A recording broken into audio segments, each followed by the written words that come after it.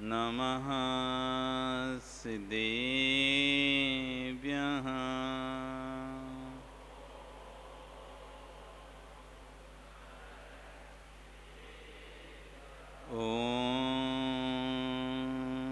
नमः सिद्धेभ्यः।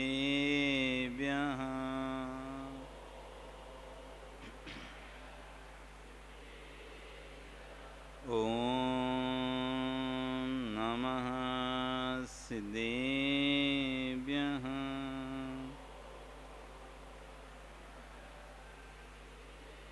नमः श्रीवर्धमानाय निर्धूते कलिलात्मने सालोकानां त्रिलोकानां यद्विद्यादर्पिणायते। नमो अरिहन्ताणं नमो सिद्धाणं नमो आयरीयाणं नमो वज्रायाणं नमो लोये सविशाहुणं। बोलिए अनंत अनंत से परमेष्टि भगवान की, आदिरम आदिनाथ भगवान की, वर्तमान शासन महावीर भगवान की, आचार्य गणाचार्य विराग सागर जी, आचार्य समन्त स्वामी महाराज की, आचार्य विराग सागर जी महाराज की, आचार्य विश्व सागर जी महाराज की, अहिंसा में विश्व धर्म की।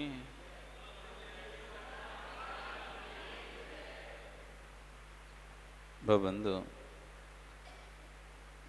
पिछले कई दिनों से सम्यक दर्शन की चर्चा यहाँ पर चल रही है। कल यहाँ पे चर्चा की थी कि सम्यक दृष्टि जीव ना किसी भय से, ना किसी स्नेह से, ना किसी लोभ से, ना किसी आशा से, किसी प्रकार से मिथ्यात्व का सेवन नहीं करता, मिथ्यात्व को नमस्कार नहीं करता, ना उनको विनय करता है। आज आचार्य भगवान कह रहे हैं सम्यक दर्शन, सम्यक ज्ञान, सम्यक चारित्र में सम्यक दर्शन की प्रधानता। यद्यपि सम्यक दर्शन, सम्यक ज्ञान, सम्यक चारित्र तीनों की एकता का नाम मोक्ष मार्ग है। जब तक तीनों नहीं होंगे तो मोक्ष मार्ग नहीं होगा। अकेला सम्यक दर्शन मोक्ष मार्ग नहीं है, अकेला सम्यक ज्ञान मोक्ष मार्ग नहीं है, अकेला सम्यक चारित्र मोक्ष मार्ग नहीं है। जब तीनों एक साथ मिलेंगे तब मोक्ष मार्ग तैयार होगा। यदि एक एक हैं तो मोक्ष मार्ग नहीं है, एक एक हैं तो मोक्ष मार्ग नहीं है। तीनों एक साथ होंगे तभी मोक्ष मार्ग होगा। लेकिन फिर भी तीनों एक होने पर भी, तीनों की मुक्तता होने पर भी फिर भी सम्यक दर्शन मुख्य है। जैसे कि एक राज्य है, उसमें कौन कौन की आवश्यकता होती है? एक राज्य को संचालन करने में कितने लोगों की जरूरत पड़ती है? राजा की जरूरत पड़ती है, मंत्री की जरूरत पड़ती है और सेना की जरूरत पड़ती है। सेनापति की, जो पूरी संपूर्ण सेना को, राजा राज्य को संचालित करता है, मंत्री राजा को सलाह देकर सारे कार्यों को देखता है, सेनापति संपूर्ण सेना की व्यवस्था देखता है। इन तीन व्यक्तियों की जरूरत होती है। एक राज्य सुचारू तभी संचालित होगा जब वहाँ का राजा समझदार हो, उस राज्य का मंत्री समझदार हो और उस राज्य का सेनापति भी समझदार हो। क्योंकि राजा मंत्री और मंत्री की बुद्धि से और सेनापति की सेना से, राजा मंत्री की बुद्धि से स्वयं में बल है, लेकिन मंत्री की बुद्धि चाहिए उसे। तो राजा मंत्री की बुद्धि से और सेनापति की सेना से युद्ध को जीत पाता है। अकेला राजा युद्ध को नहीं जीत पाएगा, अकेला राजा युद्ध को नहीं जीत पाएगा। मंत्री सेनापति की सहायता से जीत पाएगा, लेकिन अकेले मंत्री सेनापति बिना राजा की प्रत्यय से काम नहीं कर पाएंगे। राजा मंत्री और सेनापति की सहायता से ही किसी युद्ध को जीत सकता है, लेकिन मंत्री सेनापति राजा के बल से ही काम कर पाएंगे। मंत्री सेनापति भी यदि राजा को किसी दूसरे शत्रु ने पकड़ लिया, मंत्री सेनापति कोई काम नहीं रह गया, हार गए। तीन लोग हैं, राजा मंत्री सेनापति। इन तीनों की समझौते से, आपसी तालमेल से ही कोई भी राज्य चल पाएगा अथवा कोई भी राज्य पर विजय प्राप्त हो पाएगी।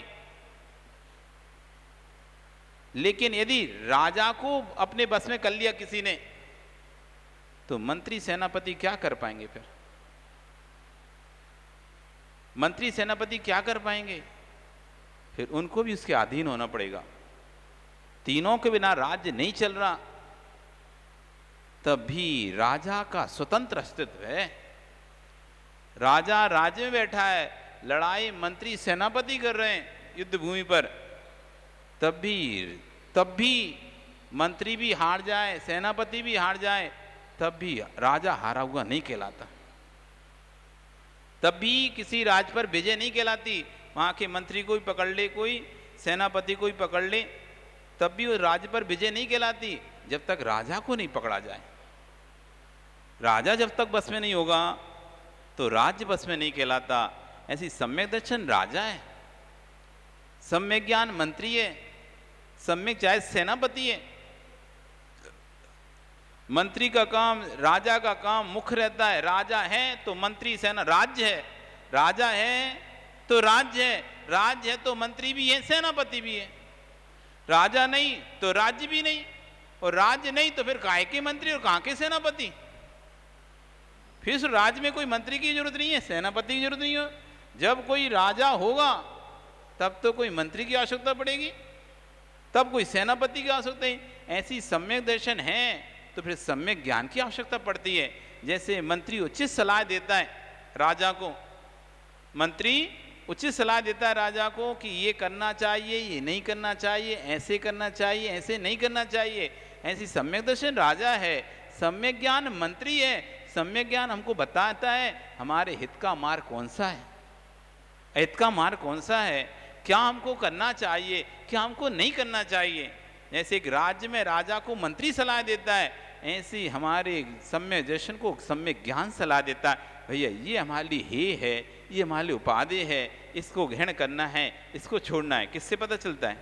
ज्ञान से पता चलता है।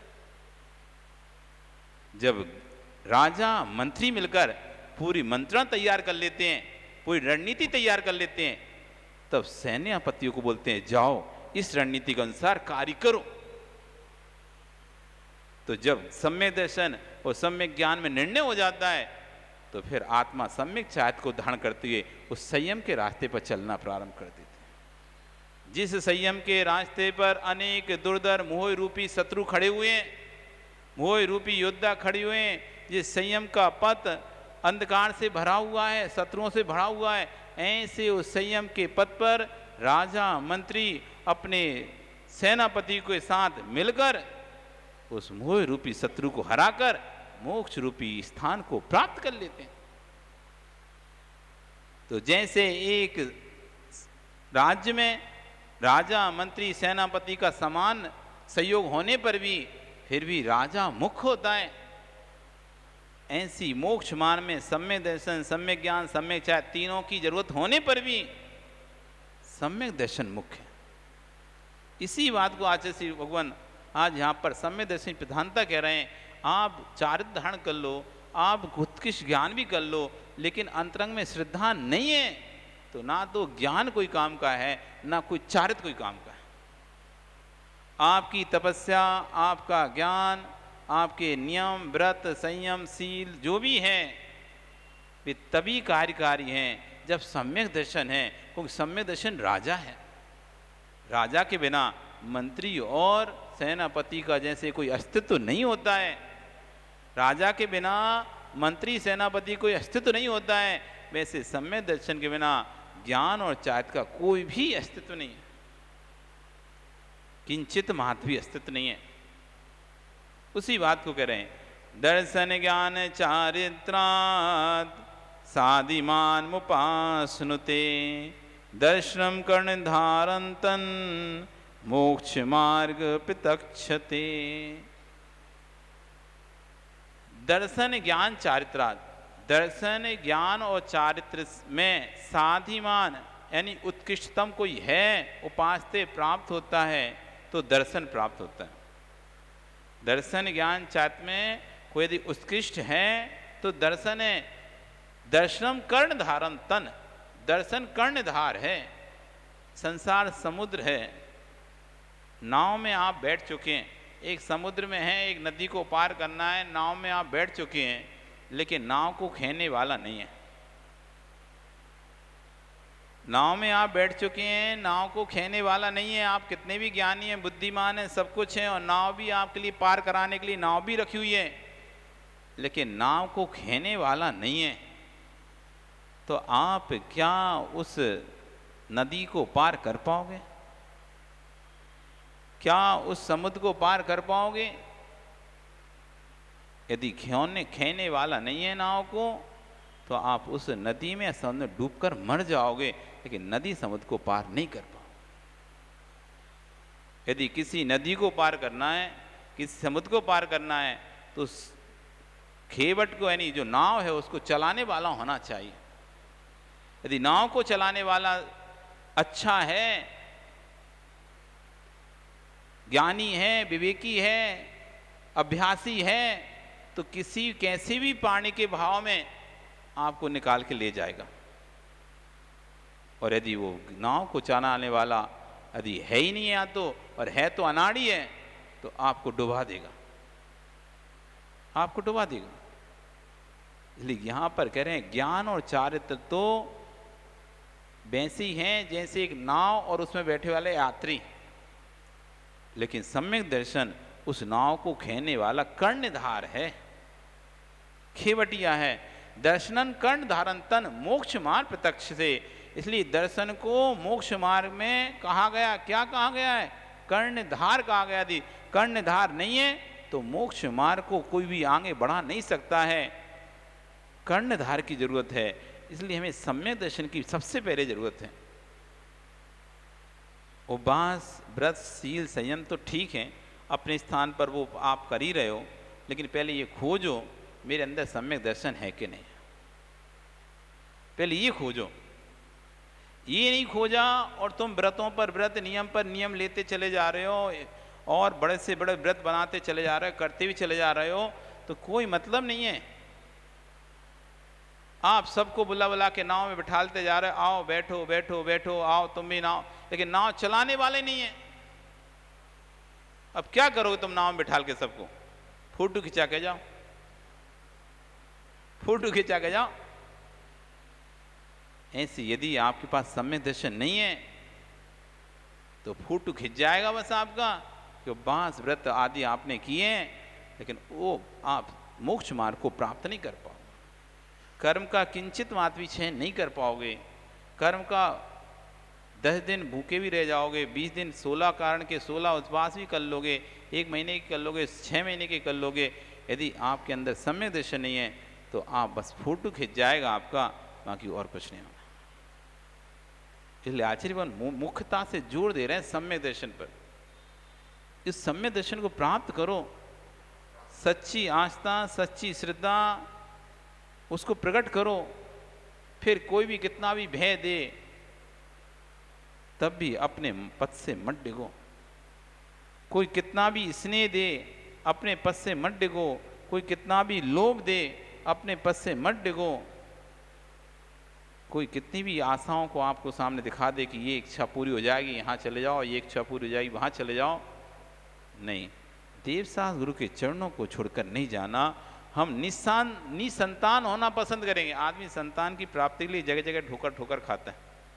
कई लोग आपने देखे होंगे जो अपने संतान प्राप्ति के लिए जितने प्रकार के चबूतरे हैं उन सब चबूतरों पर सिर टेके आए होंगे, जितने प्रकार के स्थान उन स्थानों पर जाकर चादर चढ़ाए आए होंगे, जितने प्रकार के स्थान उन स्थान जाकर अगरबत्ती लगा के आ गए होंगे, जितने प्रकार के उपवास हो सकते हैं वो सारे उपवास भी कर लिए होंगे उन्होंने। जो भी जिसने कहा होगा, जिस भी व्यक्ति ने कहा यहाँ झाड़ा फूकी तो वहाँ झाड़ा फूकी, ये वो ताबीज गड़ा सब बंधवा लिए होंगे उन्होंने, कि इस आशा से कि शायद किसी से संतान हो जाए, कहीं से संतान की प्राप्ति हो जाए। तो कि सम्यक दृष्टि जीव किसी मिथ्यात्व के क्षेत्रों पर जाकर किसी आशा से उनके चरणों में नहीं झुकता है। वो तो सम्यक के आयतन देव, सास, गुरु और उनको मानने वाले, ये 6 आयतन है सम्यक के। देव, सास, गुरु और देव को मानने वाले, सास को मानने वाले और गुरु को मानने वाले, इन 6 आयतनों के प्रति ही अपना श्रद्धान रखता है। इन 6 आयतनों के सामने ही अपने दुख दर्द पीड़ा को बोलता है और उन्हीं 6 आयतनों से सम्यक श्रद्धान को प्राप्त करता है। अमुक की जाप कर लो, अमुक का वो कर लो, अमुक का वो कर लो, नहीं, पंच परमेष्टि के अलावा किसी की भी जाप नहीं करता। पंच परमेष्टि के आराधना के अलावा किसी की भी जाप नहीं, आराधना नहीं करता। चाहे शनि ग्रह उतरे हैं, चाहे ना उतरे, चाहे काल सर्प दोष उतरे, चाहे ना उतरे, लेकिन वो तो भगवान के नाम के अलावा किसी और नाम की माला नहीं फेरता है। ये होता है सम्यक दर्शन का भाव। जहाँ पर हमें करोड़ों रुपए का लाभ दिख रहा हो, लेकिन उसके लिए यदि हमें मिथ्यात्व का नमन करना पड़ रहा होगा तो करोड़ों रुपए के लाभ को छोड़ देगा, लेकिन मिथ्यात्व को शीश नहीं झुकाएगा। इसका नाम है सम्यक दर्शन। सामने व्यक्ति खड़ा होगा, एक कहेगा यदि तुम हमको नमस्कार नहीं करोगे हम तुमको मार देंगे, तुम हमको नमस्कार करो नहीं तो तुमको श्राप दे देंगे, तो श्राप प्राप्त करना स्वीकार कर लेगा, मरण स्वीकार कर लेगा, लेकिन मिथ्यात्व को नमस्कार करना स्वीकार नहीं करेगा। सम्यक दर्शन हो तो समंत भट्ट जैसा स्वामी जैसा हो, सम्यक दर्शन हो तो समंत भट्ट स्वामी जैसा हो। लड्डू खाए उस संप्रदाय के, लेकिन उस समुदाय के इष्ट को नमस्कार नहीं किया। राजा ने कितना भी भय दिखाया कि तुम्हारा सर कलम कर दिया जाएगा, तुम्हें सजा दे दी जाएगी, फांसी चढ़ा दी जाएगी, सूली चढ़ा दी जाएगी, तुम इस पत्थर को नमस्कार करो। उसने कहा तुम चाहे फांसी चढ़ाओ, चाहे सूली लगाओ, चाहे कुछ भी करो, लेकिन मैं सच्चे देव सास गुरु के अलावा ये मस्तक कहीं नहीं झुकाऊंगा। और तुमने जबरदस्ती करी कि तुम्हारा पत्थर फट के 2 टुकड़े हो जाएगा, क्योंकि मेरा सिर तो सिर्फ झुकेगा तो सम्यक के सामने ही झुकेगा। नहीं माना राजा, तो उसका ठीक है, आपको नहीं है तो आप अब बता देते हैं धर्म की महिमा को, आप इस पत्थर को अच्छे से बंधवा दो, सांखलों से बंधवा दो, ये मेरे नमस्कार को सहन नहीं कर पाएगा। तब उसको पत्थर को सांखलों से बंधवा दिया गया, बड़ी बड़ी मोटी सांखलों से बंधवा दिया गया। लेकिन जैसे ही संत स्वामी ने स्वयंभू स्त्रोत पढ़ा और चंदा प्रभु भगवान के स्मरण किया, वो पत्थर फट के टूक टूक हो गया और चंदा प्रभु भगवान प्रकट हो गया। देवाभी तम नमस्यन्ति, देवाभी तम नमस्यन्ति, 10 धम्मे सजामणो। आचार्य कुंद गणधर देव स्वामी महाराज प्रतिगुण में कहते हैं कि देवता भी उसको नमस्कार करते हैं जिसके हृदय में सम्यक दर्शन होता है। चांडाल की भी सेवा करते हैं देवता लोग, सम्यक दर्शन हो तो। उस चांडाल को कथा सुनाई थी आपको, उस चांडाल को जो कि राजा के पुत्र को भी और चांडाल को दोनों को हाथ पैर बांधकर दरिया में फेंका जा रहा था, लेकिन एक के अंदर गुरु के प्रति आस्था श्रद्धा थी, धर्म के प्रति आस्था श्रद्धा थी, तो उसको देवों ने सिंहासन लगाकर उसकी पूजा करी। चांडाल के अंदर धर्म के प्रति आस्था श्रद्धान था, उसने नियम लिया था गुरु से, तो उस गुरु के नियम को तोड़ने का उसका, कि गुरु ने नियम दिया तो मैं तोड़ूंगा नहीं, चाहे मर जाऊंगा लेकिन नियम नहीं तोड़ूंगा। ऐसी आस्था श्रद्धा से भरा हुआ था वो। और पुत्र, वो तो मांस का लोली पिता, दोनों को एक साथ फेंका गया, लेकिन देव ने रक्षा पुत्र की नहीं की कि जैन था या राजा का पुत्र इसलिए उसकी रक्षा की हो, जिसके अंदर धर्म था उसकी रक्षा की और उसके ऊपर सिंहासन पर बैठालकर उसकी पूजा अर्चना की। ये सम्यक दर्शन का महत्व है। चारित्र को पालन करने वाले रह जाएंगे, क्योंकि उनके चारित्र के पालन से यदि सम्यक दर्शन होगा तो चारित्र कार्यकारी है, यदि सम्यक दर्शन नहीं हो तो चारित्र कोई काय नहीं है। तो चारित्र के पालन काले मिथ्या दृष्टि चारित्र का पालन करते करते रह जाएंगे, ग्रैविक तक ही जा पाएंगे, लेकिन सम्यक दृष्टि चारित्र का पालन करके मोक्ष चला जाएगा। सम्यक को आचार्य यहाँ पर महत्व देते हुए कह रहे हैं कि संपूर्ण इस श्लोक में 2 बार दर्शन का प्रयोग किया है, जिसका अर्थ सम्यक दर्शन है। प्रथम पद में दर्शन शब्द से कर्तार्थ में दिया है और दूसरे शब्द ने कर्म कारक पद का प्रयोग किया है।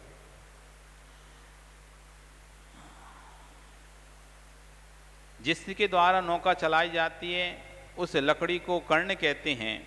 उस लकड़ी को हाथ में लेकर चलाने वाला नाम एक कर्णधार कहलाता है।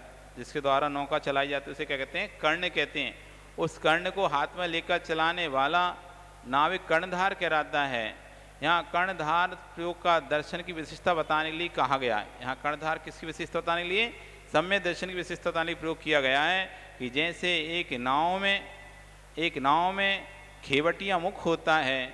नाव कितनी भी सुंदर हो, कितनी भी अच्छी हो, कितनी भी महंगी हो, कितनी भी अच्छी कितनी भी महंगी हो नाव, लेकिन ये चलाने वाला नहीं है, उस नाव की कोई कीमत नहीं है। ऐसी आपकी कितनी भी उत्कृष्ट साधना हो, कितना भी उत्कृष्ट आपकी चर्या हो, कितना भी उत्कृष्ट यदि आपका ज्ञान हो, लेकिन यदि सम्यक दर्शन नहीं है तो उस ज्ञान की और चार्ज की कोई कीमत नहीं है।